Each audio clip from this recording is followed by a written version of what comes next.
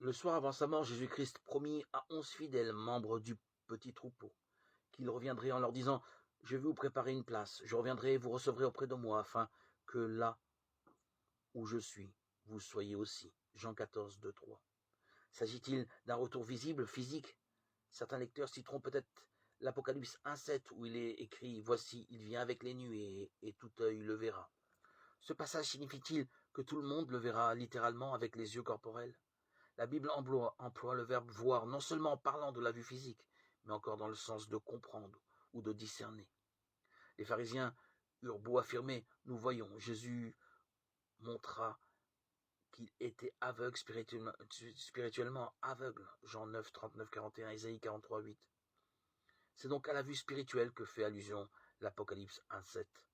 Tout œil sera obligé de le voir, en ce sens que même si actuellement les hommes refusent d'exercer la foi, ils sauront ce qui leur arrive lorsque le Christ exécutera les méchants parce qu'ils auront été prévenus.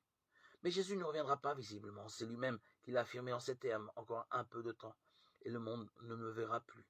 Mais vous me verrez parce que je vis et que vous vivrez. Jean 14, 19. Les hommes en général ne devaient plus le voir puisqu'il était allé remonter au ciel. En revanche, les membres du petit troupeau verraient le Christ parce qu'ils allaient les faire monter auprès de lui dans les cieux.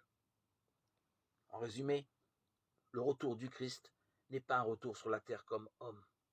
Il revient en ce sens qu'il prend possession du pouvoir royal à l'égard de la terre et qu'il ressuscite les membres de son petit troupeau et leur donne leur récompense dans les cieux.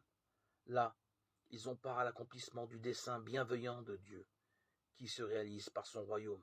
Quant à vous, vous vivez à l'époque où vous pouvez recevoir les bénédictions dispensées par ce royaume où gouverne le bien et la bienveillance. Apocalypse 11, 15, 18.